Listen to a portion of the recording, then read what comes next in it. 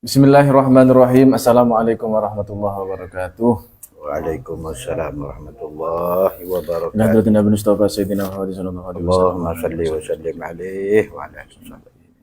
Bil malaikatil mukarramah wal muslimin.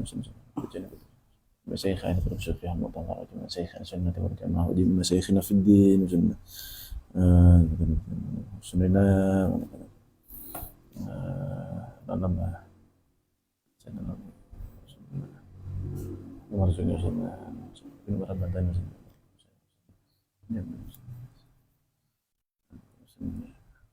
Qur'an muslim masyaikh majma'in. Sayyidina lahumul Fatihah. A'udzu billahi minasyaitonir rajim. Bismillahirrahmanirrahim. Alhamdulillahi rabbil alamin arrahmanir rahim maliki yaumiddin. Iyyaka na'budu wa iyyaka nasta'in ihdinas siratal mustaqim siratal ladzina an'amta 'alaihim ghairil maghdubi 'alaihim waladdallin. Allah. Bismillahirrahmanirrahim. Alhamdulillahilladzi bihamdihi yuftatahu kullu risalatin wa maqalah. Wassalatu wassalamu ala sayyidina Muhammadin sahibin nubuwati war risalah wa ala alihi wa ashabihi al-hadina minad dhalalah. Asyhadu an la ilaha illallah wahdahu la syarikalah wa asyhadu anna sayyidana Muhammadan abduhu wa rasuluhu la nabiyya ba'dah. Wallahu ta'ala fi kitabihil karim. Rabbi shrah li sadri wa yassir li amri wa hlul 'uqdatam min lisani yafqahu qawli. Allahumma arinal haqqa haqqan warzuqna ittiba'ah wa arinal batila batilan warzuqna jatinabah. Radina billahi rabba wa bil islami dina wa bi sayyidina Muhammadin nabiyya wa rasula wa bil qur'ani imama amma ba'd. Kita melanjutkan kajian mampir di malam hari ini bersama dengan wajah baru karena wajah lama ketua geng kita Mas Fauzi atau Ustadz Ahmad Fauzi sedang melaksanakan kerja rodi. Masih di kajian iman, Islam dan ihsan. Kita akan membahas ilmu tauhid. Kitab yang kita pegang adalah kitab Nurul Dzolam, syarah dari kitab Aqidatul Awam, disusul dengan pembahasan ilmu fikih. Yang kita pegang adalah kitab At-Taqriratus Sajidah fil Masalil Mufidah. Kemudian yang ketiga nanti kita akan membahas kitab yang bergenre ilmu tasawuf, yakni kitab Minhajul Abidin karya Imam Al-Ghazali. Nah, di sesi pertama ini kita akan membahas ilmu tauhid dulu, masih di bait yang nomor 9. Bismillahirrahmanirrahim. Qala al-musannifu rahimahullahu ta'ala wa nafa'ana bihi wa bi ulumihi wa amadana bi madadihi wa anwarihi fid dharain amin. Fa qudratun iradatun sam'un basar hayatun ilmu kalamun istamar. Ila anqal. Sekarang kalau di versi kitab saya ini halaman 57. Kita mulai. Bismillahirrahmanirrahim. Walhasilu anna sifatil ma'ani as-sab'ata tanqasimu ila arba'ati aqsamin. Setelah kita membahas secara panjang lebar tentang poin-poin penting yang harus kita pelajari dari sifat ma'ani secara terperinci, mulai dari kudrah, iradah, ilmu, hayah, sama, basar sampai kalam, yang mana masing-masing di sifat-sifat tersebut ada 7 output, ada 7 hasil, ada 7 capaian yang harus diperoleh kecuali di sifat hayah nanti. Itu semua sudah selesai kita bahas. Sekarang kita masuk ke poin kesimpulan, walaupun kesimpulannya cukup banyak. Walhasilu anna sifatul ma'ani as-sab'ah tanqasimu ila arba'ati aqsamin. Walhasil teman-teman semua, sifat ma'ani yang ada 7 itu mulai dari kudrah sampai ke kalam, itu dari 7 ini terbagi menjadi 4. Yang pertama adalah qismun la yata'allaqu bisyai'in. Bagian pertama atau kelompok pertama adalah sifat yang tidak berhubungan dengan sesuatu apapun. Jadi dia tidak punya ta'alluq. Sifat apa itu? Wahwa al-hayah, yakni sifat hayah, sifat hidup. Sudah kita bahas juga di pertemuan sebelumnya bahwa sifat hayah tidak punya ta'alluq. Kemudian bagian yang kedua adalah waqismun yata'allaqu bil mumkinat, yakni kelompok atau bagian yang berta'alluq, punya hubungan, punya relasi dengan mumkinat, dengan perkara yang dalam hukum akal disebut mungkin. Sifat apa itu? Wahya al-qudratu wal iradatu, yakni sifat kudrah dan sifat iradah. Yang ketiga, wa qismun yata'allaqu bil mawjudat. Kelompok yang ketiga atau bagian yang ketiga adalah yang memiliki hubungan dengan segala sesuatu yang maujud, yang ada. Wahia as-sam'u wal basar, yakni sifat sama dan sifat basar.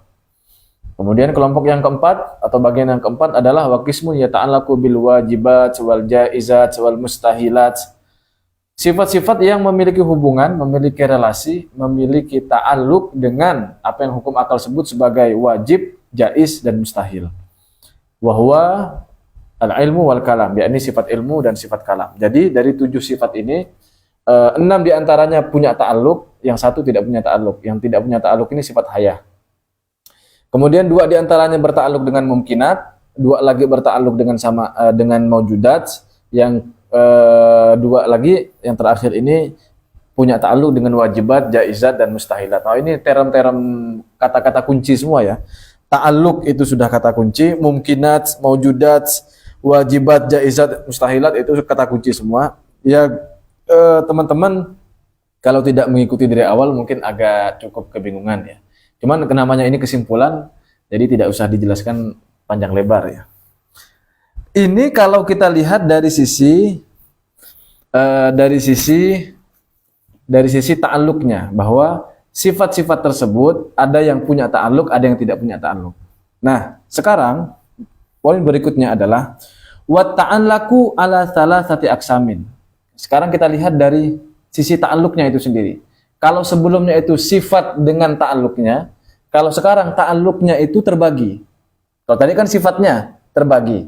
Sifatnya yang 7 ini, sifat ma'ani ini, kudrah, irodah sampai kalam, 7 sifat ini terbagi menjadi 4.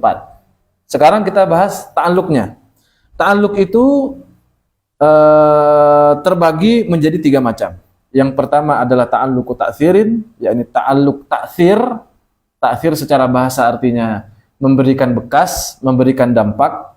Ada proses penciptaan di situ yang mana sebelumnya tidak ada lalu menjadi ada, atau yang awalnya ada lalu menjadi tiada. Itu ta'alluq ta'tsir. Yang kedua, wa ta'alluq inkishafin, yakni ta'alluq inkishaf. Inkishaf itu secara harfiah berarti tersingkap, terbuka. Yang awalnya tidak jelas kemudian menjadi jelas, kira-kira begitu. Tapi kalau untuk Allah tentu saja langsung jelas bagi Allah, inkishaf itu namanya. Kemudian yang ketiga, wa ta'alluqu dalalatin, yakni ta'alluq dalalah. Dalalah artinya menunjukkan. Jadi misalnya kalau ta'alluq dalalah nanti akan disebutkan, yakni sifat kalam. Sifat kalam itu kalau misalnya terbuka hijab di antara kita dengan Allah, maka kita akan bisa mendengar kalam kodimnya Allah, yang kemudian kita memahami kalam kodim tersebut. Nah, kalam kodim yang kita dengar itu memberikan dalalah kepada kita. Atau bagi Allah sendiri, kalam kodim itu memberikan dalalah, sehingga dalalah itulah yang kemudian kita dengar, kita pahami, sehingga kita bisa mengetahui kalam kodimnya Allah. Walhasil, ta'alluq itu sendiri, kalau kita lihat itu terbagi menjadi 3, ta'alluq ta'tsir, ta'alluq inkishaf, dan ta'alluq dalalah. Penjelasan rincinya sekarang. Fata'alluqu ta'tsir, ta'alluq ta'tsir itu ada pada sifat yang mana dari 7 sifat ma'ani ini? Yakni ta'alluqul qudrati wal irodah. Ta'alluq ta'tsir itu dimiliki oleh sifat kudrah dan irodah. Itu ta'alluqnya sifat kudrah dan ta'alluqnya sifat irodah. Fatata'allaqu al-qudratu bil ma'dum, ketika sifat kudrah itu berta'alluq, berhubungan, berelasi dengan sesuatu yang tidak ada, maka dia fatujiduhu. Aujada yujiduhu. Fatujiduhu. Maka sifat kudrah tersebut menciptakannya. Allah menciptakan dengan sifat kudrah. Oh ya, tadi tidak boleh ya kita mengatakan sifat kudrah yang menciptakan, bukan. Allah yang menciptakan dengan sifat kudrahnya. Jadi Allah ini punya sifat kudrah. Ketika sifat kudrah ini berhubungan dengan sesuatu yang tidak ada, maka hasilnya adalah sesuatu yang tidak ada menjadi ada. Wabil maujud, kalau sifat kudrahnya Allah ini berhubungan dengan sesuatu yang ada, fatu'dimuhu, maka dia meniadakan. Kayak misalnya sekarang kita ini ada. Ketika sifat kudrahnya Allah itu berhubungan dengan kita yang ada sekarang ini, maka dampaknya adalah menjadi tidak ada. Ketika kita mati, kita musnah, kita hancur, itu Allah lah yang meniadakan. Tidak hanya yang nampak seperti ini, yang tidak nampak pun juga sama seperti itu. Awalnya punya ilmu, setelah itu tiba-tiba tidak ada ilmunya. Yang meniadakan itu berarti Allah dengan sifat kudrahnya. Atau yang awalnya tidak punya ilmu, lalu kemudian punya ilmu, dari tidak ada menjadi ada, itu Allah yang mengadakan dengan sifat kudrahnya. Berikutnya, wa tata'allaqu al-iradatu bil mumkini fatukhassisuhu bi ba'di ma yajuzu alaih. Sifat iradah itu berhubungan dengan sesuatu yang mungkin. Ketika sifat iradah itu berhubungan, berelasi, berta'alluq dengan sesuatu yang mungkin menurut akal. Menurut akal ini ada sesuatu yang mungkin, maka yang dimaksud adalah sesuatu yang bisa diterima keberadaannya atau ketiadaannya. Apa yang terjadi? Fatukhassisuhu. Allah tetapkan, Allah khususkan. Ya Allah tetapkan, itulah gampangnya. Bi ba'di ma yajuzu alaih. Pada sebagian hal yang mungkin bagi dia. Contoh, katuli wal kisori wa ghairihima. Contohnya dia menjadi tinggi atau menjadi pendek atau selainnya. Misalnya begini maksudnya tuh. Saya sebelum terlahir, saya terlahir tahun 97. Itu artinya saya masih 17 tahun sekarang. Kalau kalendernya berhenti, kalau sempat mandek waktunya. Tahun 97 itu saya lahir. Sebelum saya lahir, sangat mungkin sekali Allah menciptakan saya sebagai laki-laki. Mungkin juga Allah menciptakan saya sebagai perempuan. Mungkin juga Allah menciptakan saya sebagai khunsa. Atau kelamin laki-lakinya 4 misalnya. Atau 2 laki-laki 2 perempuan pada satu manusia yang sama nih. Mungkin enggak? Mungkin. Itu semua mungkin terjadi. Nah, dari banyaknya kemungkinan-kemungkinan itu, kita ambil 3 saja tadi. Laki-laki, perempuan, khunsa. Khunsa ini berkelamin ganda, apa namanya nyebut janda? Berkelamin ganda. Ada laki-laki dan perempuan. Ini dalam istilah fikihnya disebut khunsa. Sebelum saya terlahir, 3-tiganya ini sama-sama mungkin. Mungkin saja saya terlahir menjadi laki-laki, mungkin juga saya menjadi perempuan, mungkin juga saya menjadi orang yang khunsa. Nah, dari 3 kemungkinan ini, kemudian faktanya sekarang saya lahir menjadi seorang laki-laki. Nah, terpilihnya satu kemungkinan dari 2 kemungkinan yang lain ini, itu adalah kinerjanya dan tanda kutip sifat iradah. Allah yang menetapkan satu kemungkinan tersebut di antara 2 yang lain ini dengan sifat iradahnya. Kira-kira begitu teman-teman. Lagi-lagi karena ini kesimpulan, jadi tidak usah terlalu panjang. Entah itu saya mau jadi orang yang tinggi atau yang pendek atau yang sedang, itu semua adalah perkara yang mungkin. Lalu Allah tentukan salah satu kemungkinan dari yang banyak itu sehingga terciptalah saya sebagai orang yang seperti ini. Mungkin saya terlahir di Indonesia atau di Arab atau di Mesir atau di Amerika atau di Australia, itu semuanya mungkin. Dari banyak kemungkinan itu Allah tetapkan saya lahir di Indonesia. Nah, itu yang menetapkan Allah dengan sifat iradahnya. Berikutnya wa ta'alluqu al-inkishaf. Ta'alluq inkishaf. Apa yang dimaksud dengan ta'alluq inkishaf? Ini yang kedua tadi. Ta'alluq terbagi 3 tadi kan. Yang pertama ta'alluq ta'thir. Kalau kepada kudrah berarti menciptakan dan meniadakan. Kalau kepada sifat iradah berarti menetapkan. Sekarang yang kedua nih. Ta'alluq inkishaf. Contohnya adalah ta'alluqu sam'i. Nah, ta'alluqnya sifat sama. Wal basuri dan basar. Wal ilmi dan ilm. Waalaikumsalam warahmatullahi wabarakatuh. Aduh, bawa sesuatu. Dasar repot-repot, Bang. Sendirian? Oh, sendirian. Memang belum menikah ya? Enggak jadi. Ta'alluqnya sama, ta'alluqnya basar, dan ta'alluqnya ilmu. Fayasma'u ta'ala dzatahu. Allah Subhanahu wa ta'ala mendengar zatnya sendiri, karena zatnya Allah itu termasuk yang maujudat. Maka ketika Allah itu mendengar zatnya sendiri, bukan berarti zatnya Allah itu suara ya, karena samanya Allah atau mendengarnya Allah itu tidak khusus hanya mendengar suara, beda dengan kita. Kalau kita kan pendengaran kita hanya mendengar suara, tidak bisa mendengar benda, tidak bisa mendengar zat, tidak bisa tuh. Hanya mendengar suara kalau kita. Tapi kalau Allah itu mendengar sesuatu yang maujud. Ketika Allah mendengar zatnya sendiri, maka bagi Allah itu semua menjadi jelas, inkisaf, tersingkap segala sesuatunya. wa jami'a sifatihi al-wujudiyah, dan seluruh sifat-sifat yang wujudiyah. Jadi Allah mendengar zatnya sendiri dan semua sifat-sifat yang wujudiyah, yakni kudrah, iradah, ilmu, haya sampai kalam. Jadi Allah mendengar dirinya sendiri, maksudnya zatnya sendiri, dan sifat-sifat wujudiyahnya, yakni sifat ma'ani itu maksudnya teman-teman. Min kudratin seperti kudrah, wa sam'in wa ghairihima, seperti sifat kudrah, sama dan lain-lain dari keduanya. Wala na'rifu kaifiyat ta'alluqi, dan kita tidak tahu nih kaifiyahnya seperti apa. Gimana sih caranya Allah itu mendengar dirinya sendiri? Kalau kita kan mendengar suara, oke, kita paham lah gimana kaifiyahnya itu. Bagaimana proses manusia bisa mendengar suara itu kita paham. Tapi bagaimana kita bisa mendengar meja, bukan suara meja, bukan begini, tapi mejanya terdengar oleh Allah itu. Ini kan kita asing kan, sehingga kita akan bertanya dalam pikiran tuh, gimana caranya? Ya Allah a'lam. Nah, di situ sisi keterbatasan manusia. Mungkin seperti tanaman yang bertasbih seperti itu, kita tidak bisa mendengar. Kalau bertasbih mungkin, kalau berupa suara ya mungkin kita tertutup saja, tidak tahu tuh.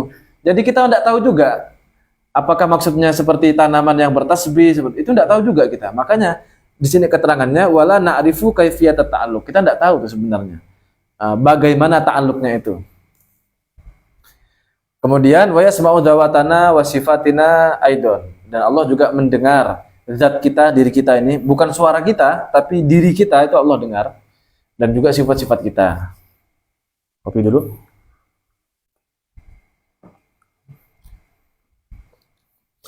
Wa yabsuru ta'ala dzatahu wa sifatihi al-wujudiyah min qudratin wa basarin wa ghairihima. Allah melihat zatnya sendiri dan sifat-sifat wujudiyahnya, min qudratin seperti sifat kudrahnya Allah, wa basarin dan basarnya Allah, wa ghairihima. Jadi sifat basarnya Allah melihat sifat basarnya sendiri. Jadinya begitu. Begitu juga samanya Allah, mendengarnya Allah, bisa mendengar pendengarannya sendiri. Ya, unik nih.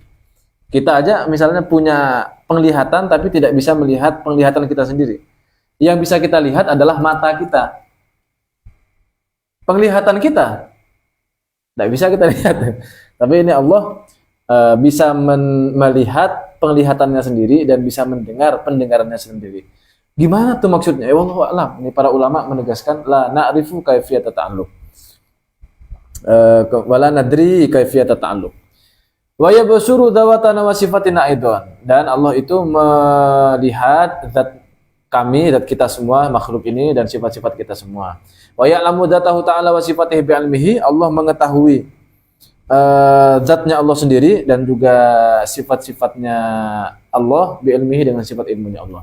Wa ya'lamu al-mawjudat kullaha, Allah mengetahui segala sesuatu yang mawjud minal mumkinat wal ma'dumat kulliha bi'ilmihi. Allah mengetahui segala sesuatu yang mawjud, baik itu yang mungkin, atau Allah itu juga mengetahui segala sesuatu yang ma'dum, kulliha semuanya. Allah mengetahui bi'ilmihi, dengan sifat ilmunya Allah. Wa ya'lamu al-mustahilat, Allah mengetahui segala sesuatu yang mustahil. Bimakna, nah ini perlu digarisbawahi ini. Dalam arti ketika disebutkan Allah itu mengetahui segala sesuatu yang mustahil, maknanya adalah annahu ya'lamu intifa'aha la thubutaha. Allah itu mengetahui bahwa sesuatu yang mustahil itu intifa, tercegah, tidak terjadi, tidak subut dia, la thubutaha, bukan ketetapannya. Jadi bukan kayak gini ya, kayak gini. Misalnya nih, gerak dan diam secara bersamaan. Gerak dengan diam ini dua hal yang berbeda, dan keduanya adalah sesuatu yang bertentangan. Sesuatu yang bertentangan tidak mungkin terjadi bersamaan. Gimana caranya buku gerak dan diam bersamaan? Mungkin sebagian pemula akan membayangkan begini, ini bergerak, ini diam. Enggak, ini namanya gerak, karena yang disebut buku ini kan segini, keseluruhan. Jadi kalau begini, sebagian buku bergerak, namanya buku bergerak. Bukan bergerak sekaligus diam, bukan begitu. Nah, jadi bergerak dan diam bersamaan itu mustahil terjadi. Bahkan di bayangan kita pun tidak bisa. Kita memikirkannya, membayangkannya tidak bisa. Tidak bisa kita tetapkan dalam pikiran kita, dalam ilmu kita. Begitu juga Allah itu mengetahui sesuatu yang mustahil, bukan berarti Allah mengetahui ketetapannya. Tapi Allah mengetahui bahwa hal itu tidak mungkin terjadi. Wa illa, jika tidak demikian, langkola ba'al ilmu jahlan, maka ilmunya Allah menjadi jahal. Status ilmunya Allah atau sifat ilmunya Allah menjadi jahal. Tanazzahallahu anhu. Allah Maha Suci dari hal tersebut. Oke, yang terakhir, yang ketiga adalah wa ta'alluqu ad-dalalati, yakni ta'alluq dalalah. Yakni ta'alluqul kalam, ta'alluqnya sifat kalam. Bima'na, dalam arti annahu law kushifa anna al-hijab wa sami'na al-kalam al-qadim la fahimnaha minhu. Seandainya Allah Subhanahu wa taala membukakan tirai hijab yang ada pada diri kita, Allah bukakan. Jadi kita ini terhijab, kita ini terhalang, tertutup kita ini. Sehingga kita tidak bisa mendengar kalam qadimnya Allah. Nah, kalau Allah mau membukakan kalam qadimnya itu, hijabnya itu, sebagaimana halnya Nabi Musa, terbuka hijab itu, maka wa sami'nal kalam al-qadim, maka kita dapat mendengar kalam qadimnya Allah. Walhasil la fahimnaha minhu, maka kita dapat memahami kalam qadimnya Allah tersebut. Itu ringkasannya. Sebagai penutup, sekalian biar selesai ini, tsumma alam. Kemudian ketahuilah annal mumkinat ala arba'ati aqsam. Sesuatu yang mungkin, ingat, sesuatu yang mungkin ini bisa ada, bisa tidak ada. Dalam hukum akal ada 3, ada wajib, ada mustahil, ada mungkin, atau kadang disebut jaiz. Kalau wajib itu harus ada, kalau mustahil harus tidak ada, kalau mungkin berarti bisa ada, bisa tidak ada. Gampangnya begitulah bahasa anak SD-nya.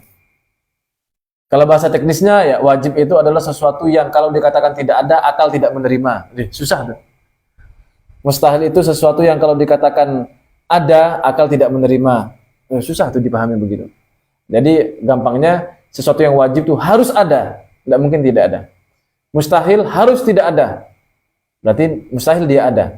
Yang ketiga mungkin bisa ada, bisa tidak ada. Nah, sesuatu yang mungkin ini terbagi menjadi 4 macamnya.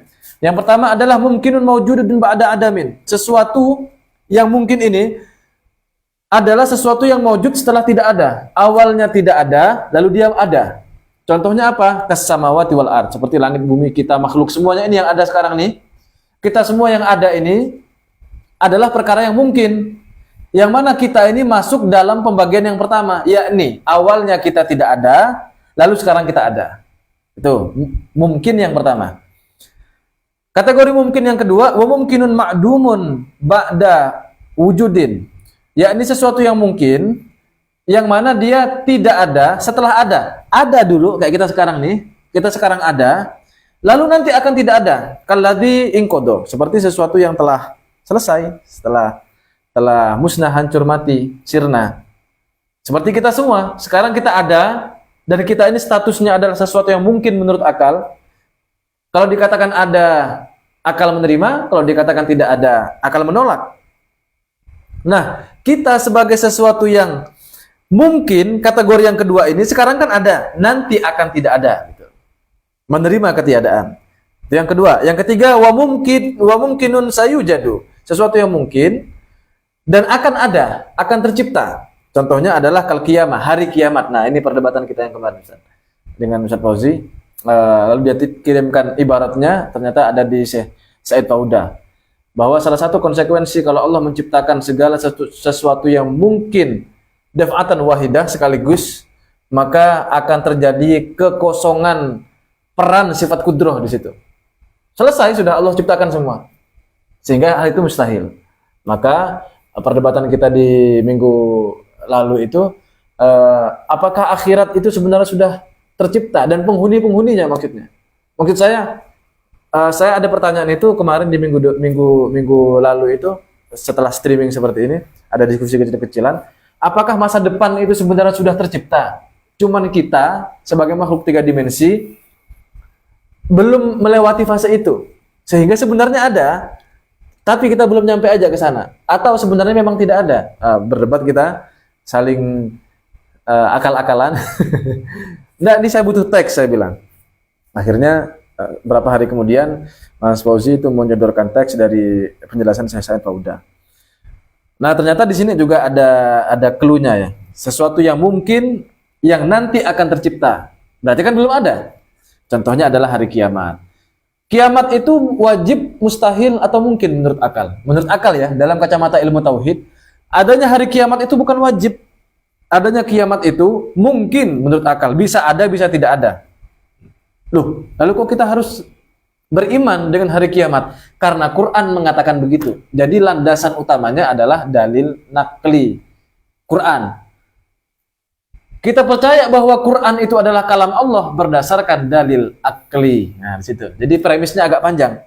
Sehingga kiamat itu sekalipun mungkin bagi akal, karena dia pijakan dasarnya, kalau pakai premis yang panjang itu bersumber dari hukum akal juga, maka sekalipun menurut akal dia awalnya secara sepintas mungkin, tapi kalau kita sambung-sambung premisnya, maka menjadi wajib li ghairihi, bukan wajib li dzatihi.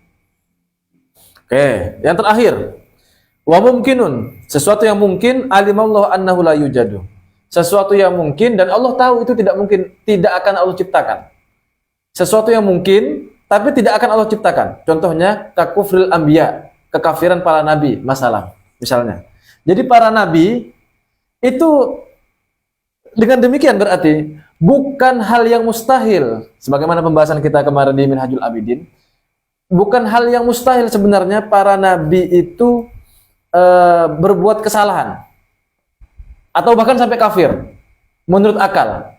Bukan sesuatu yang mustahil, sebenarnya itu mungkin, tapi dengan premis yang panjang sekali lagi, maka akan menyimpulkan para nabi itu mustahil li ghairihi.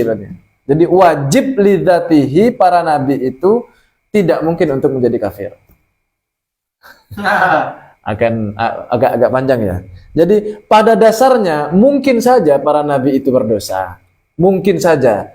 Tapi apakah sesuatu yang mungkin itu pasti terjadi? Tidak.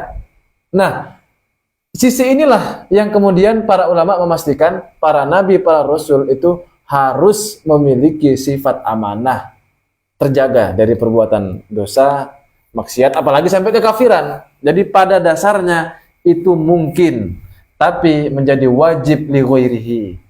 Mungkin li dzatihi, wajib li ghairihi, gitu. Apa penyebabnya kok para nabi kemudian menjadi mustahil berdosa, mustahil bermaksiat, mustahil sampai kafir? Karena Allah yang menjaga, gitu. Berangkatnya dari situ. Makanya di sini disebutkan wa mumkinun, sesuatu yang mungkin. Kategorinya aja mungkin ini. Alimallah, Allah tahu. Annahu la yujad. Itu tidak Allah ciptakan. Harusnya kan bukan mungkin kalau itu mustahil sama sekali menurut akal. Nah, contohnya adalah kekafiran para nabi. Nah, ini menarik juga untuk kita diskusikan. Wallahu a'lam bishawab. Untuk pembahasan ilmu akidah atau ilmu tauhid saya kira cukup sampai di sini. Berikutnya masuk ke faidah. Oh, masih belum masuk ke bait yang ke-10 ya. Cukup panjang. Demikian saya kira untuk pembahasan di kitab Nurul Dolam ini atau ilmu akidah ini. Berikutnya kita akan simak dan dengarkan bersama ulasan ilmu fikih dari kitab At-Taqriratus Sadidah yang akan disampaikan oleh Al-Ustadz Abdul Nur Iman Hasan Al-Hajj. Abdul Ustaz.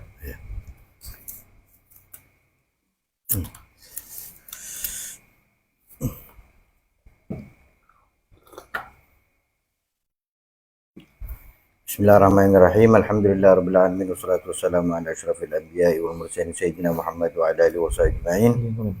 Qala al-musannif rahimahullah ta'ala wa nafa'ana bihi wa bi 'ulumi fid dharain. Amin. Amin, amin ya Allah. Masih dalam kajian fikih dalam kitab At-Taqriratus Sadidah fil Masailil Mufidah sampai pada pembahasan babul aniyah, bab wadah atau tempat atau bejana dan lain-lain. Perabot. Apa? Perabot. Perabot. Al-aniyatu jam'u ina'in. Kata aniyah itu adalah jamak dari ina. Jadi ina jamaknya itu aniyah. Wa awani, sedangkan kata awani jam'u aniyah, jamaknya dari aniyah. Jadi aniyah itu jamaknya awani, ina jamaknya aniyah. Ini dalam kaidah bahasa Arab kalau tidak keliru itu jam'ul jama' ya. Aniyah ini. Awani itu jam'ul jama', kalau aniyah itu jama', ina mufrad.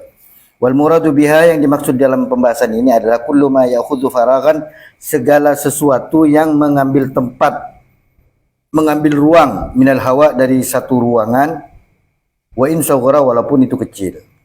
Ataupun yang dimaksud bejana itu adalah ma yanqulu ayya syai'in, sesuatu yang dapat memindahkan sesuatu apapun, min maudhi'in ila maudhi'in akhar, dari tempat ke tempat lain. Kiranya simpel saja itu, intinya wadah, insyaallah ngerti semua. Sekarang masuk ke hukm isti'malil aniyah, hukum memakai benda tersebut, wadah, tempat dan sebagainya, perabot.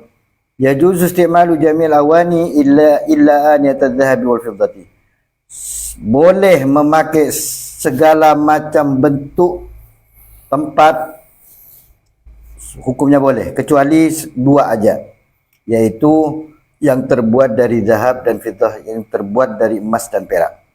Selain itu boleh pakai.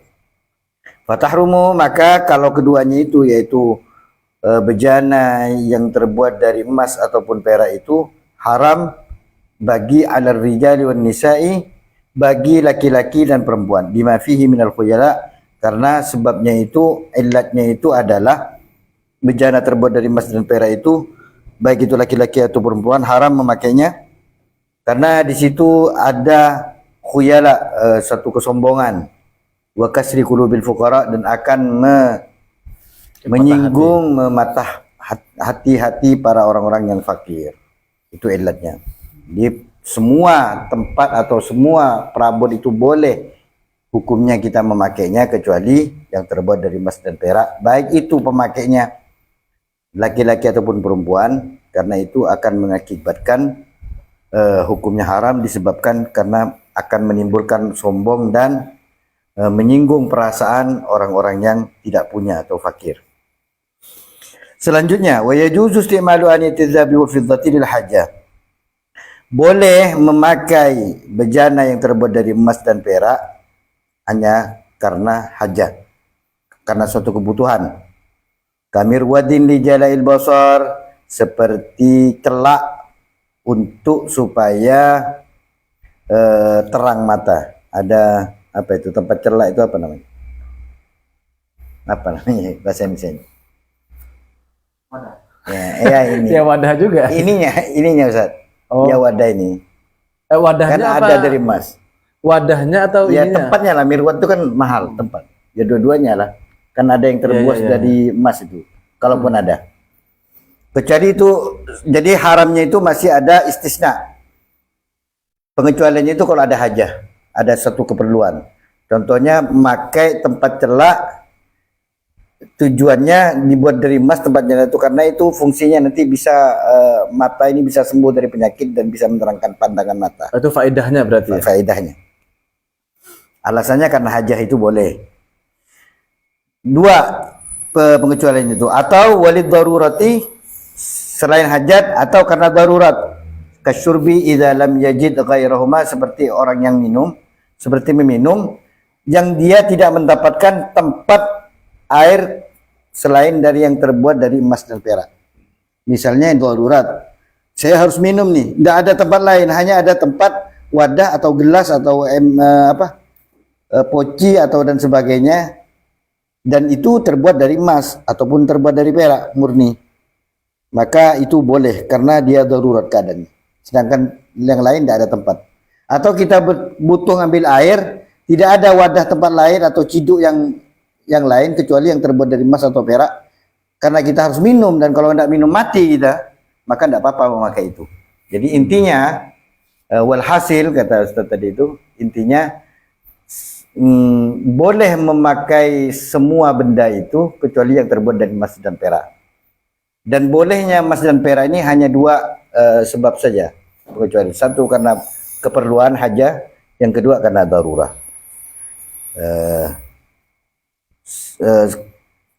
Selanjutnya, wa yahrumu ittikhadhuhuma min ghairi isti'malin, tetapi sekali lagi ditekankan di sini, pengharaman itu tidak hanya menggunakan emas dan perak itu, bahkan membuat suatu wadah atau apapun bentuknya, membuat aja itu sudah hukumnya haram walaupun tidak dipakai. Saya misalnya ada orang nih buat gelas atau buat korek terbuat dari emas bendanya ini.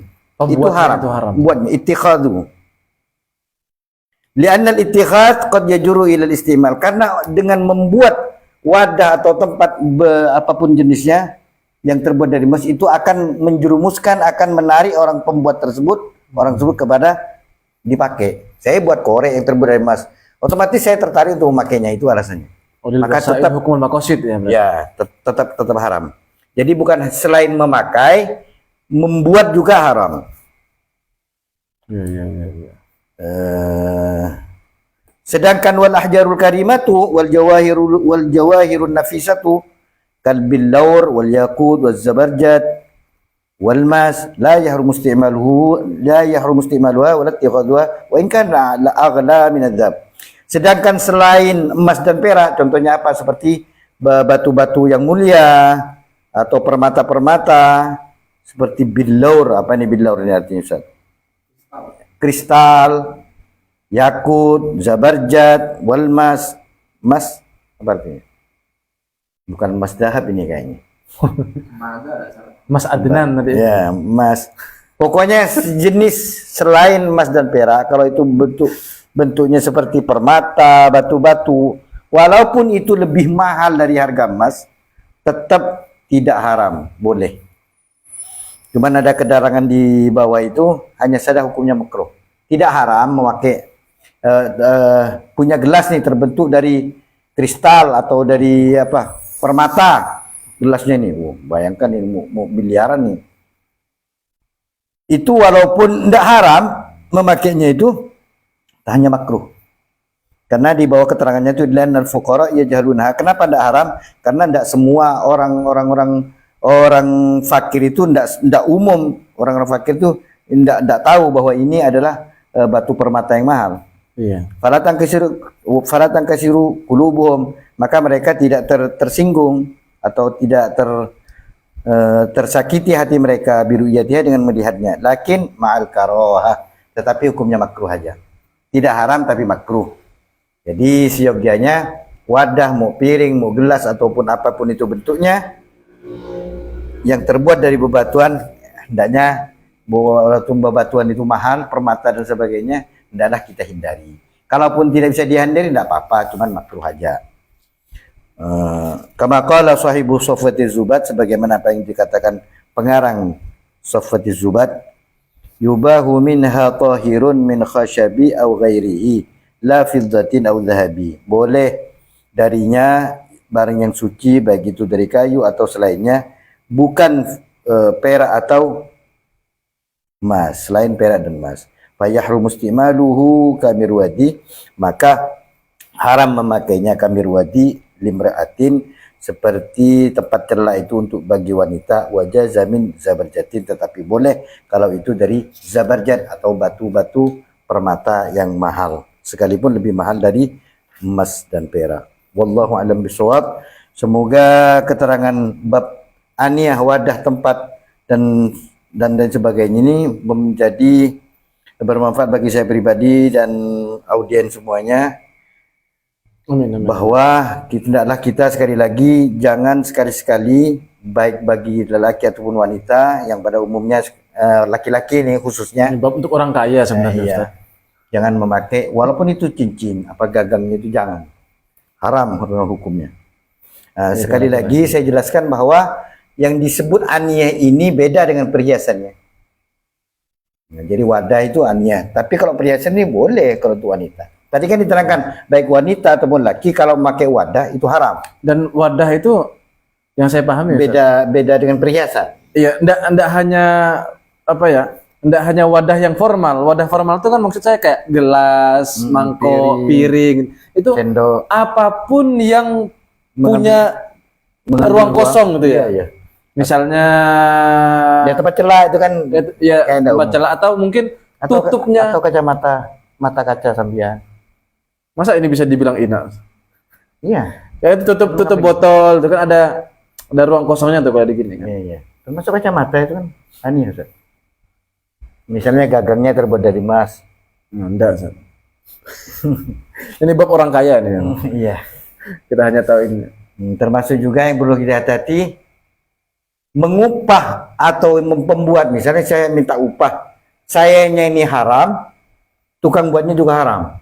Buatkan saya kacamata yang dari emas murni gitu.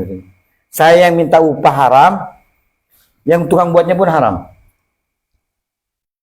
Gitu. Apalagi yang penggunanya ya jelas haram.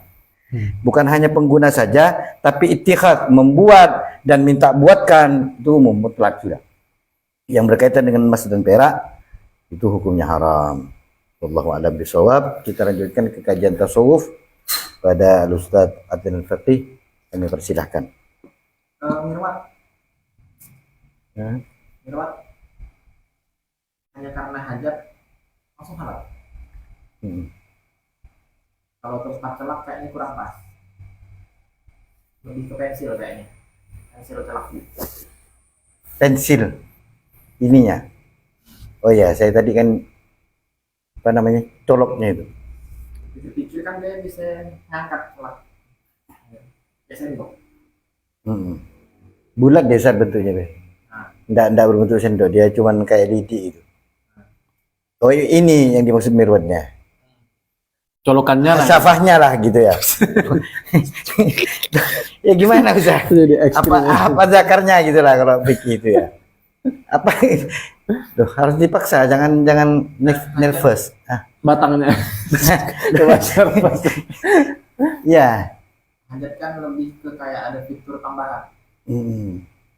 Tidak sekedar lagi ingin aja ya. Hajat kan perlu diterjemahkan dengan terjemahan yang hajat apa sih? Memang jelas tujuannya untuk apa lah gitu ya. Semacam ada fitur tambahan, misal kayak ketika pensil celak yang terbuat dari emas kan sering kontak dengan mata, sehingga memerlukan bahan yang tidak menimbulkan iritasi, bahan yang tidak karat. Oh, itu hajatnya ya. Sehingga dibuatlah dari emas gitu. Karena fungsinya untuk menyembuhkan lah, Mas. Itu hajatnya. Tidak berbahaya untuk mata. Tempatnya kan lebih pamer. Ada kesan pamer. Tapi kalau alatnya wajar ada hajat tertentu. Walaupun tidak darurat. Ya, tidak sampai darurat ya. Hanya hajat aja karena lijala ilbasar, supaya matanya itu anggaplah sembuh atau terang kembali. Di seliar itu pun itu hajat. Kok pakai sendok dari emas? Lagi hajat. Ini agak liar. Mungkin yang kasus serupa kayak sutra. Kalau di kasus perhiasan, ada hajat untuk biar pakaian bajunya nggak bergesekan dengan luka ataupun sim.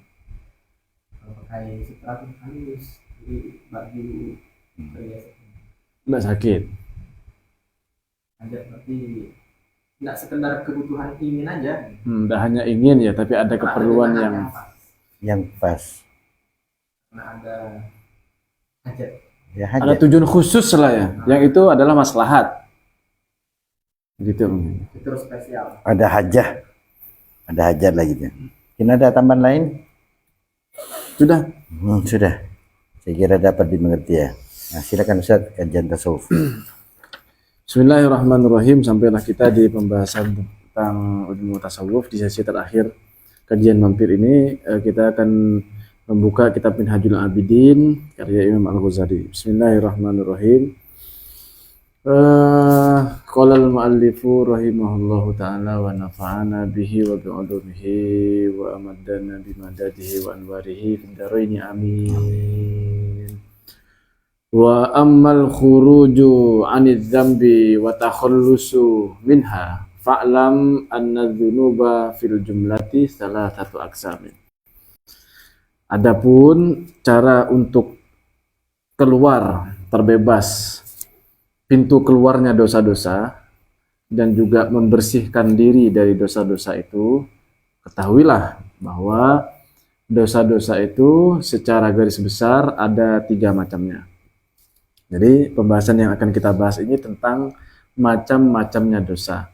Sebelum kita bertaubat, kita harus tahu dulu dosa apa yang akan kita taubati. Kita kenali dulu, kita identifikasi dosa yang sudah pernah kita lakukan itu masuk kategori dosa yang mana nih? Di sini dijelaskan ada 3 macamnya dosa. Sebelum kita masuk ke sana, ada ada cerita lah, mungkin cerita sebagai ilustrasi dan pengantar. Sebenarnya begini, bayangkan kita kan rata-rata nih punya mengajar ngaji lah ya, ngajar ngaji. Suatu ketika di rumah kita itu kehilangan uang, katakanlah begitu. Tidak besar uang yang hilang, 5.000 rupiah. Tadi kita simpan di meja, kok tiba-tiba hilang. Lalu kita mulai curiga lah nih, kira-kira lebih sakit hati mana? Hilangnya uang itu karena dicuri oleh orang luar atau karena dicuri oleh santri sendiri? Kira-kira lebih sakit hati mana, Bang? Kalau sampean? Dari santri ya. Santri sendiri ya? Wah, kurang ajar ini, kita yang ngedidik, kita yang ngasih tahu kok tiba-tiba. Santri Ustaz, bukan istri sendiri ya, santri sendiri. Santri sendiri. Nah, jadi sebenarnya dari kejadian seperti itu, satu ketika pernah juga di sini di motornya Mas Fauzi, ceritanya Mas Fauzi. Ada uang berapa ratus rupiah di dashboard motor bagian depan tuh. Mungkin kalau dikumpulkan paling 3.000, 4.000 lah paling. Hilang. Siapa yang ngambil? Jangan sampai anak sini yang ngambil. Cek CCTV ternyata bukan. Nah, kalau anak sini awas saja, dia ngambil gitu kan. Dari cerita itu terus saya terpikir, padahal sebenarnya kalau dihitung-hitung yang hilang tuh tidak seberapa. Sehingga dapat kita simpulkan sebenarnya bukan apa salahnya, tapi siapa yang berbuat salah. Kepada siapa dia berbuat salah. Demikian pula ya dosa itu memang dalam syariat ya ada dosa kecil, ada dosa besar. Tapi sebenarnya dari sudut pandang tasawuf itu bukan tentang dosa apa, tapi dosa kepada siapa. Nah, itu dia. Sekecil apapun dosa yang diperbuat, kalau itu kepada Tuhan, kayaknya ngeri. Walaupun dari segi taubatnya nanti yang lebih sulit ternyata itu dosa kepada manusia. Nah, mari kita bahas. Yang pertama nih, ahaduhuma. Jenis dosa yang pertama adalah tarku wajibatillahi subhanahu wa ta'ala alaika, yakni meninggalkan kewajiban-kewajiban yang telah Allah berikan, Allah subhanahu wa ta'ala telah berikan kepadamu. Jadi dosa yang pertama adalah Allah ini sudah memberikan kewajiban kepada kita, lalu kita tinggalkan. Contohnya kewajiban itu seperti apa? Min sholatin, au saumin, au zakatin, au kafaratin, au ghairiha. Contohnya seperti sholat, puasa, zakat, kafaroh, tebusan ya, dan lain-lain. Yang mana sholat, puasa, zakat, kafaroh ini kan sesuatu yang wajib, Allah wajibkan kepada kita. Nah, kalau kita meninggalkan kewajiban itu, misalnya nih, pernah tidak sholat, pernah tidak puasa, pernah tidak menunaikan zakat, pernah tidak membayar kafaroh misalnya, bagaimana caranya bertaubat dari dosa-dosa ini? Nah, itu dia. Imam Ghazali menjelaskan, fataqdima amkanaka minha, maka caranya adalah mengkodok sebisa mungkin dari kewajiban-kewajiban tersebut. Jadi kalau kita pernah meninggalkan sholat, pernah meninggalkan puasa Ramadan, pernah tidak menunaikan zakat, dan kewajiban-kewajiban yang lain, maka itu tidak cukup hanya sekedar menyesal, beristighfar, bertekad tidak mengulanginya lagi, itu tidak cukup. Dengan yang 4 rukun kemarin yang kita bahas itu, tidak cukup dengan itu. Lalu bagaimana cara bertaubatnya? Cara bertaubatnya adalah dengan mengkodok. Kalau dulu pernah tidak sholat, kira-kira dulu saya waktu masih jadi preman dulu 2 tahun. Selama 2 tahun itulah kira-kira saya tidak sholat. Maka itu dicicil sebisa mungkin. Misalnya sekali sholat, langsung sholat duhur 4 kali misalnya. 1 yang wajib, yang ada, 2 ini, yang 3 ini kodok misalnya. Hari berikutnya juga begitu. Dan nanti sholat asarnya begitu, sholat maghrib, dan sebisa mungkin nanti dihitung kira-kira sampai 2 tahun misalnya. Maksudnya hitungannya itu sampai kira-kira hitungan 2 tahun itu sudah dikodok semua. Nah, di sini juga dijelaskan di Sirajul Talibin ini atau sarahnya kitab Minhajul Abidin, termasuk juga kalau tadi kan contohnya meninggalkan sholat nih. Ini dia udah sholat, tapi sholat yang dia kerjakan itu sholat yang membawa najis. Baik itu di pakaiannya, atau di tempatnya, atau di tubuhnya ada najisnya. Itu harus dikodok tuh. Nggak cukup hanya sekedar, oh iya, kayak beberapa hari yang lalu, di satu masjid lah. Satu masjid, saya lagi sholat, di sebelah saya ada bapak-bapak, di tengah sholat, lalu ada anaknya nyamperin. Anaknya mungkin umur 2 tahunan, yang itu pasti pakai pempes. Masa umur segitu, nggak pakai pempes ke masjid kan? Nah, pakai pempes. Lalu awalnya anak itu hanya megang-megang celana bapaknya, itu nggak kuat ya, kalau kuat jatuh celananya Ustaz. Jadi hanya menggandol, lalu ruku, i'tidal, sujud, lalu diambil anaknya. Nah, sholat lalu digendong. Nah, masalahnya kalau begini ya berarti dia kan sholat dalam kondisi membawa najis, yakni pempes anaknya itu, dan itu membatalkan sholat. Itu membatalkan sholat. Seandainya anak itu tidak pakai pempes, tubuhnya ya suci lah, pakainya suci, tidak masalah digendong itu.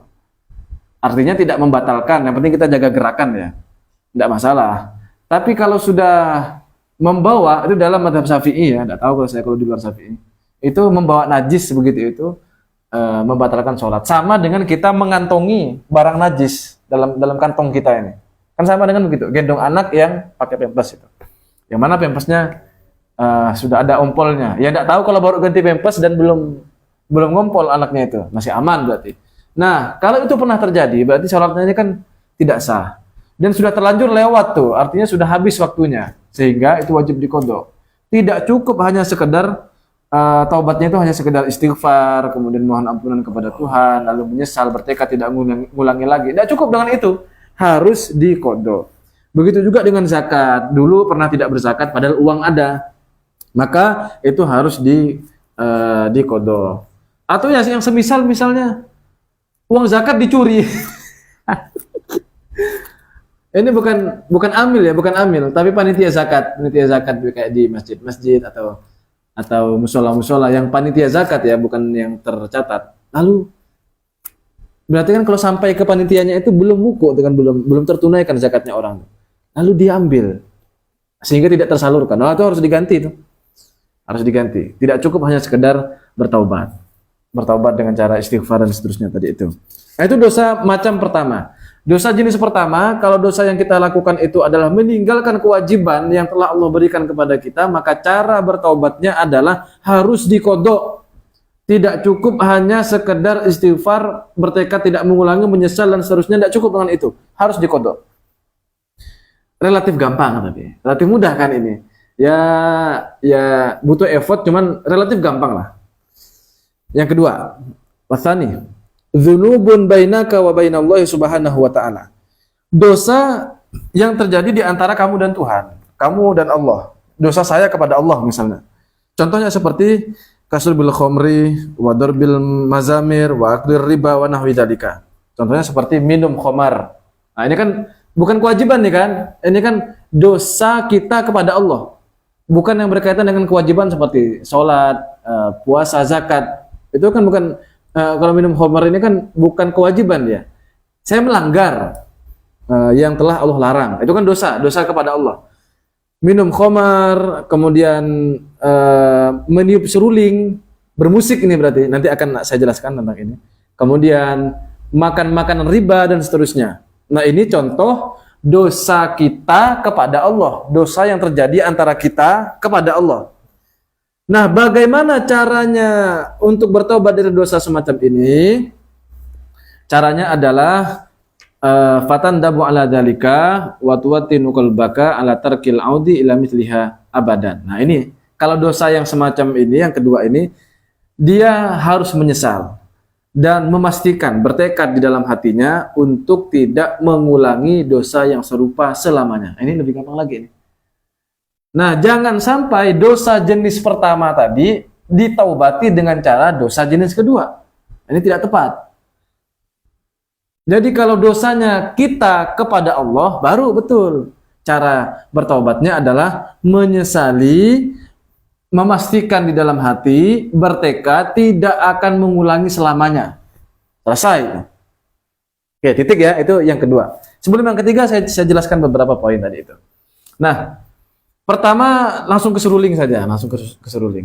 Saya sudah, kalau di Sirajul Talibin ini, yang dimaksud dengan seruling di situ adalah min alatil malahi, termasuk dari alat instrumen yang melalaikan.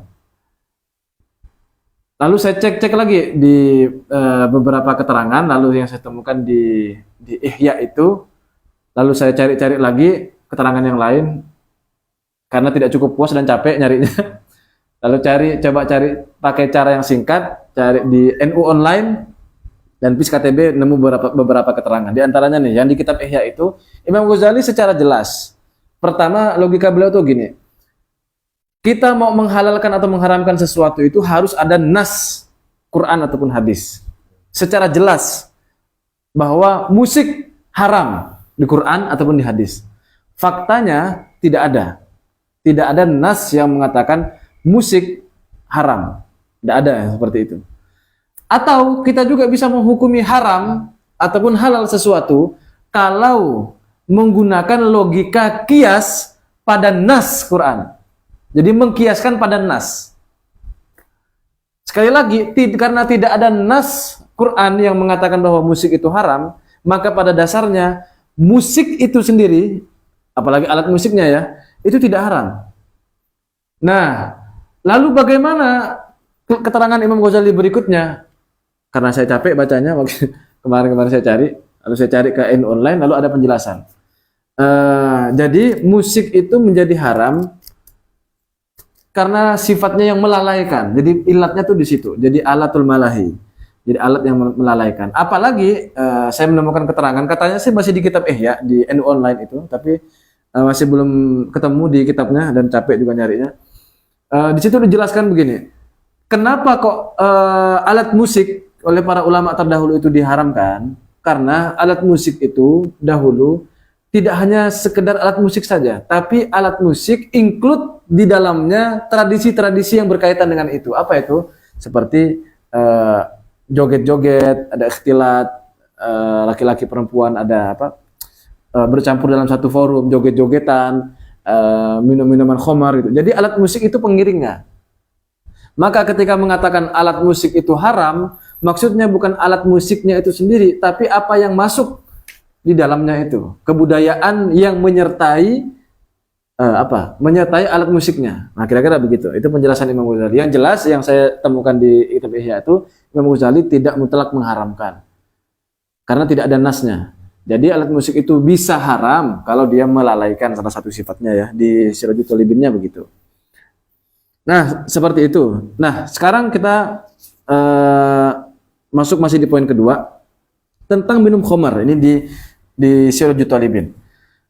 Bagaimana cara bertaubat dari minum khamar? Pernah minum khamar nih terdahulu. Tadi kan kalau di Minhajul Abidinnya tadi menyesal, bertekad, memastikan dalam hati, tidak mengulangi lagi selamanya. Ada lebih spesifik lagi di Sirajul Talibin ini. Kalau pernah minum khamar, maka cara menutupi dosa itu adalah dengan bersedekah minuman halal. Tidak hanya menyesal, ya Allah dulu saya pernah mabuk, misalnya minum minum orang tua, mereknya, apalagi. Dan arak-arak khamar-khamar yang lain lah misalnya. Dulu pernah. Oke, menyesal, oke. Tapi cara yang paling efektif adalah bersedekah minuman halal.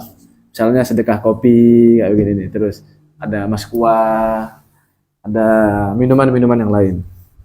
Itu diniatkan ketika bersedekah minuman halal itu diniatkan ini saya menebus kesalahan saya dulu pernah minum minuman haram.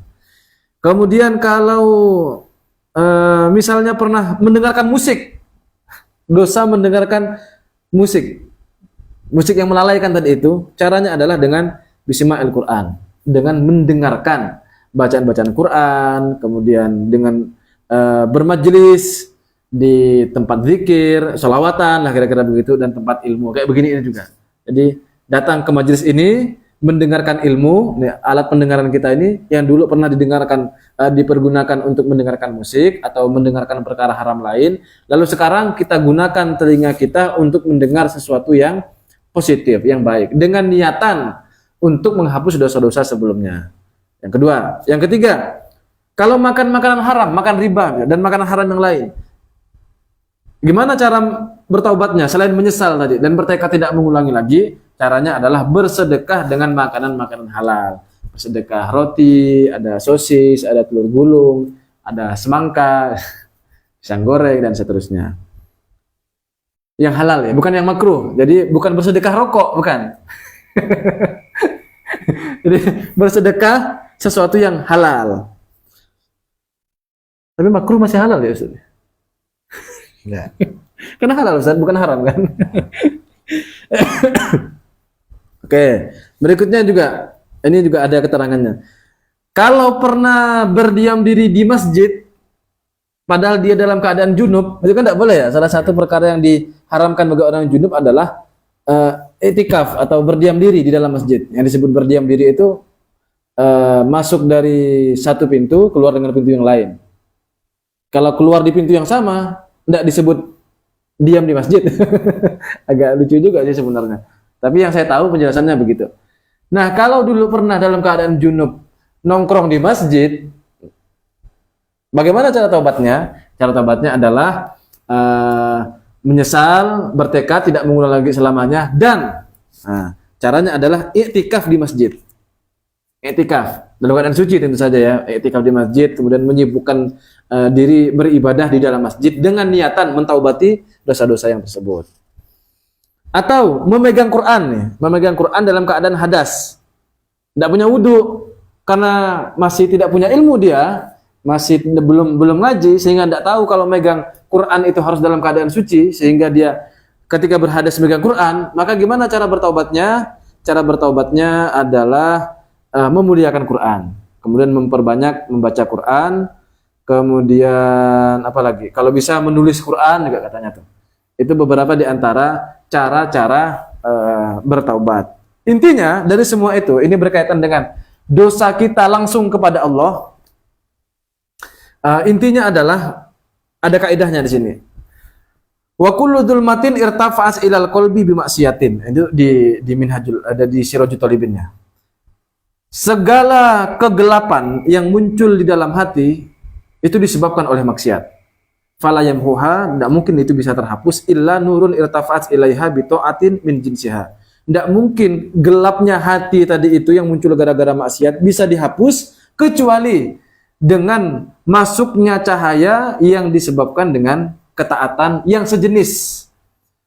Lakin tudadduha, akan tetapi itu lawannya dari yang gelap tadi itu. Makanya tadi disebutkan kalau pernah makan haram, maka tobatnya adalah bersedekah dengan perkara dengan makanan yang halal. Kalau pernah minum haram, maka bersedekah dengan minuman halal. Kalau pernah berhadas diam di masjid, maka diam dalam masjid dengan banyakin ibadah, i'tikaf dan seterusnya. Kalau pernah baca Quran, megang Quran dalam keadaan berhadas, maka muliakan Quran, simpan yang betul, tulis Quran dan seterusnya.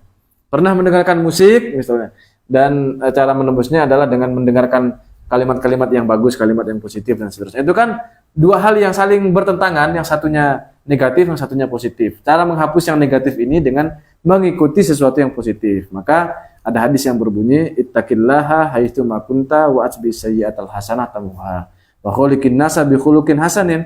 Bertakwalah kepada Allah dimanapun kalian berada, ikutilah perbuatan-perbuatan buruk dengan perbuatan yang baik. Nah, itu maksudnya tuh. Dan berakhlaklah dengan akhlak yang bagus. Iya, seperti yang orang bermaksiat itu untuk melawan jenisnya gimana? Tadi kan kalau maksiatnya apa nih? Kita harus masukkan identifikasinya dulu. Maksiatnya apa? Dia masuk pertama atau kedua atau yang ketiga yang belum kita bahas. Makanya kita harus tahu dulu jenis dosa yang kita lakukan tuh masuk jenis dosa yang mana? Apakah yang pertama, yakni berkaitan dengan kewajiban-kewajiban yang Allah berikan kepada kita, lalu kita tinggalkan? Apakah yang itu? Kalau bukan, ya mungkin yang kedua nih. yakni dosa-dosa yang kita lakukan antara kita dengan Allah. Contohnya seperti maksiat-maksiat tadi itu, minum khamar, berjudi, misalnya bermusik, makan riba dan seterusnya. Langsung kepada Allah tuh. Itu yang kedua. Nah, jadi cara mentaubatinya adalah dengan mengimbangi tadi itu. Kalau ya seperti tadi lah, tidak perlu saya ulang lagi biar singkat. Sekarang yang ketiga, ini yang lebih sulit nih. Watsalisu, yang ketiga. Dzunubun bainaka wa bainal ibad. Yakni dosa-dosa yang terjadi antara engkau dengan hamba-hamba yang lain, dengan sesama manusia. Dosa sosial nih. Nah, setelah dipikir-pikir, wa hadza askal wa as'ab. Ini lebih sulit dan lebih rumit.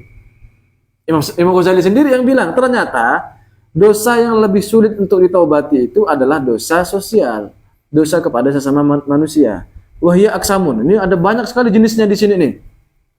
Kotakunu fil mal. Ya, terkadang dosa sosial kita itu berkaitan dengan harta, wa fin nafsi, dengan jiwa ataupun diri ataupun nyawa misalnya, wa fil ardi, dan juga harga diri, wa fil hormati, kemuliaan, kehormatan, kesucian, ya, wa fid dini, dan ataupun tentang agama.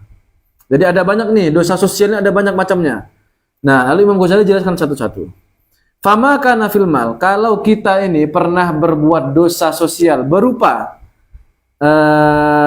dosanya berkaitan dengan harta, punya hutang misalnya, atau pernah menipu uangnya dia, kita tipu misalnya, fayajibu alaika antaruddaha alaihi in amkanaka. Wajib bagi kamu itu untuk mengembalikan hartanya jika itu dimungkinkan, dengan cara yang paling mungkin, kira-kira begitu. Jadi mau tidak mau atau harus dikembalikan. Kalau tidak bisa total, ya dicicil. Kalau tidak bisa separuhnya, seperempatnya. Kalau tidak bisa seperempatnya, ya 1/10-nya, sedikit sekali. Dan seterusnya lah. Itu kalau punya uang, Fa'in ajazta. Kalau kamu tidak mampu andalika untuk melakukan hal tersebut, li adamin, karena tidak ada uangnya, wafakrin, miskin dia, fakir, fatastahilla minhu, ya minta dihalalkan. Datangin orangnya secara gentle. Ustaz, dulu saya pernah pinjam uangnya, mohon maaf sampai sekarang saya belum punya uang. Dulu saya pernah nipu uangnya Ustaz, mohon maaf betul, saya sekarang belum punya uang. Jadi saya usahakan dulu. Ya, kalau pun tidak bisa diusahakan, misalnya kan tidak punya kerjaan juga, ya mohon halalnya. Kira-kira begitu. Fa'in ajazta, kalau tidak mampu juga andalika dari hal tersebut, li ghaibatir rajuli, karena orangnya itu telah hilang. Saya dulu pernah minjam ke Bang Samhari misalnya, uang 100.000. Bang Samhari beserta keluarganya pindah. Tidak tahu pindah kemana. Alamatnya tidak ketemu. Saya cari WA-nya, udah ganti WA. Saya cari Facebook-nya, udah tidak ada. Media sosialnya juga tidak ketemu. Ini sudah ghaib orangnya itu. Au mautihi, atau sudah mati.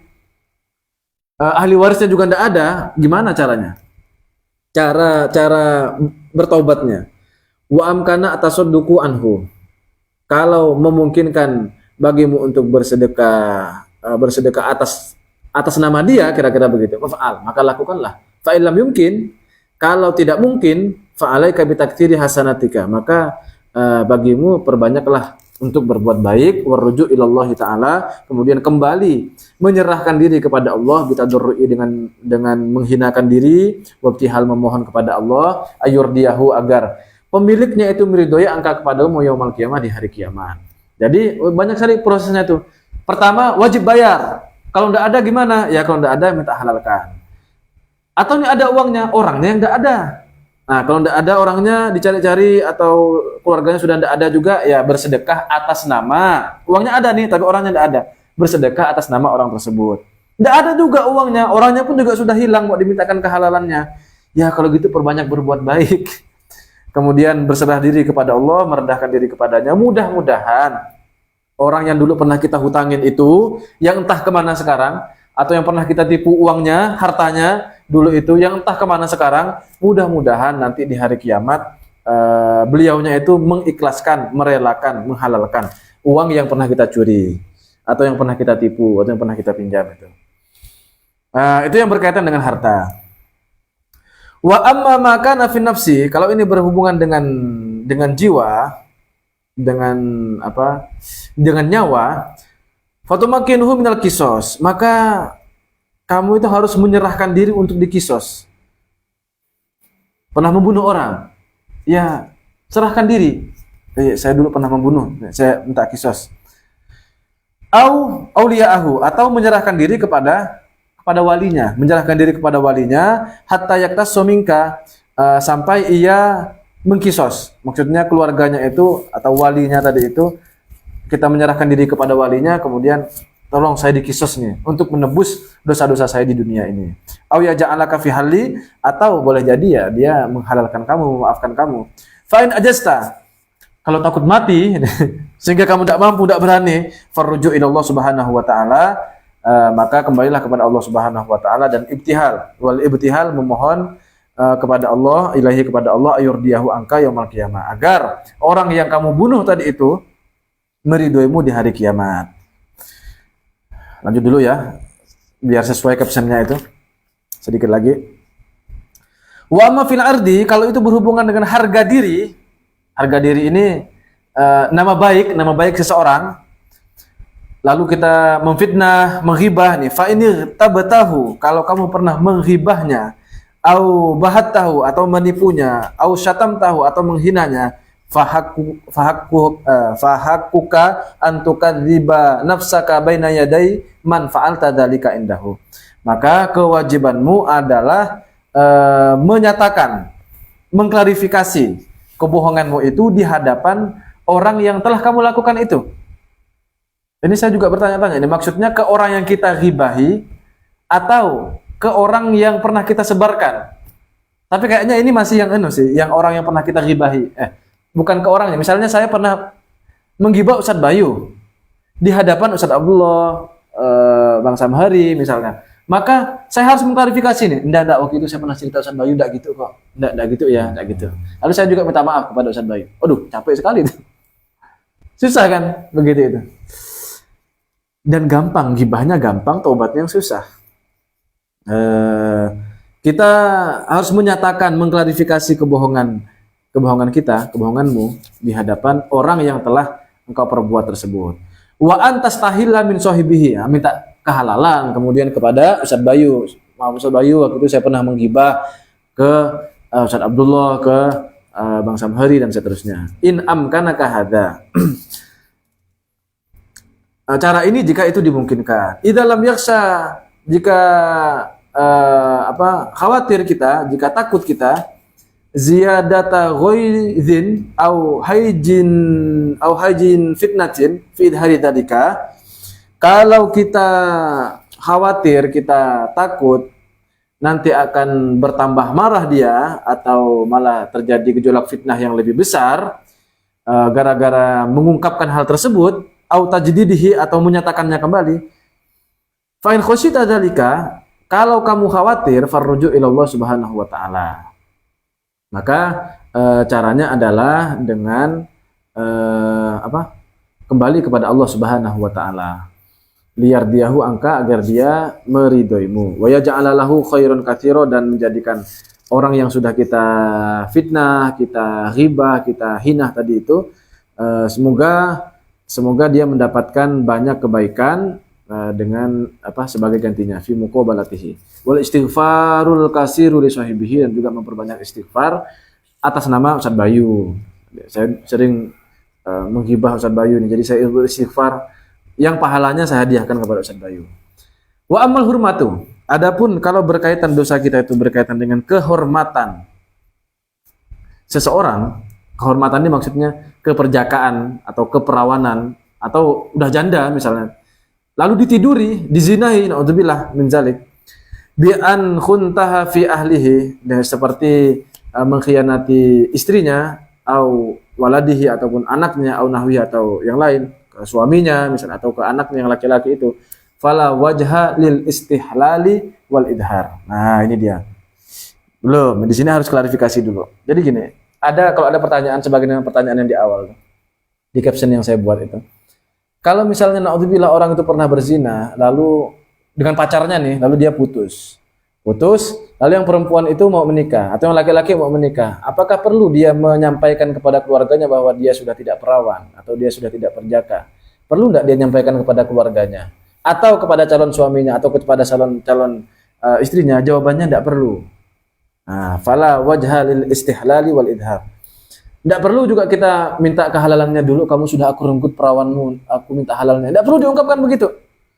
Tidak perlu diungkapkan. Li'annahu, ini alasannya, li'annahu yuwalladu fitnatan wa ghaidatan.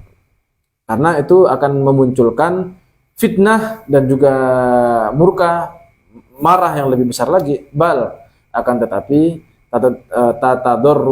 tatadarru'u ilallahi subhanahu wa ta'ala, akan tetapi kamu harus merendah kepada Allah subhanahu wa ta'ala, liyurdiyahu angka, agar dia, orang yang pernah dizolimi itu, dihilangkan kehormatannya, agar dia meridaimu, wa yaj'ala lahu khairan katsira, dan menjadikannya dan membuat sesuatu yang satu kebaikan yang banyak atas nama dia, fi muqabalatihi, sebagai gantinya.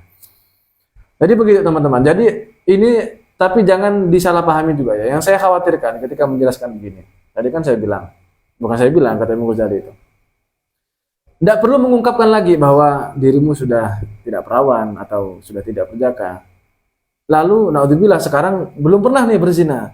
Lalu karena terbujuk nafsu, oh iya, kata pengajian di Mampir waktu itu kan tidak perlu diceritakan. Jadi ya hantam aja sekarang, nanti saya sembunyikan. Nah, awas, tidak ridho kita.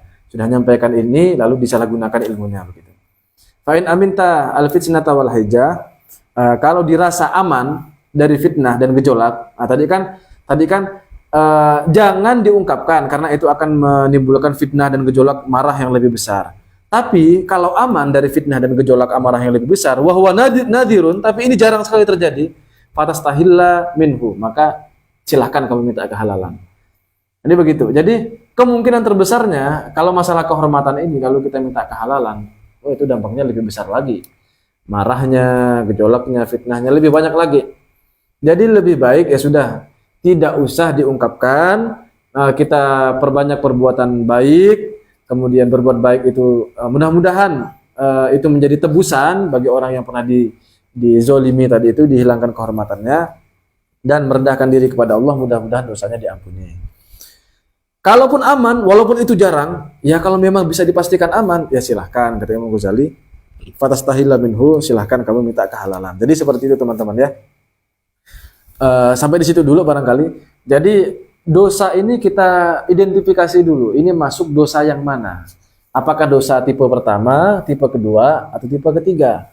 Dosa tipe pertama itu berkaitan dengan kewajiban kita kepada Allah. Dosa kedua berkaitan dengan dosa kita langsung kepada Allah. Dosa yang ketiga adalah dosa sosial, dosa kepada sesama manusia. Ternyata dari 3 jenis dosa ini, yang susah ditaubati itu yang ketiga, dosa sosial. Dosa sesama umat manusia ini yang susah. Maka ya kayaknya memang harus lebih hati. Ini juga ajib sekali ya, hal yang asing, aneh dan luar biasa lah. Ternyata apa yang kita anggap enteng, ternyata itulah yang susah. Sering menggibah, memfitnah orang ya, mungkin tanpa kita sadari. Apalagi di zaman media sosial seperti ini. Mudah-mudahan kita setelah tahu caranya taubat ini lebih mudah untuk menempuh jalan-jalan taubat, karena kita sudah tahu jalannya, kita sudah tahu caranya. Ya, apalagi yang mau ditunggu kalau bukan sekarang. Wallahu a'lam bishawab. Jadi langsung saya tutup ya. Langsung kita tutup, barangkali nanti ada diskusi atau ada ngobrol-ngobrol santai seputar pertanyaan yang kita bahas barusan di luar forum. Demikian kurang lebihnya mohon maaf, mudah-mudahan ada manfaatnya untuk kita semua dan tergerak bersamaan dengan ini semua hidayah dan taufiknya Allah datang kepada hati kita. Amin ya rabbal alamin. Bismillahirrahmanirrahim. Subhanakallahumma wa bihamdika asyhadu an la ilaha illa anta astaghfiruka wa atubu ilaik. Allahumma fiq ila aqwamit thariq. Assalamualaikum warahmatullahi wabarakatuh. Waalaikumsalam warahmatullahi wabarakatuh.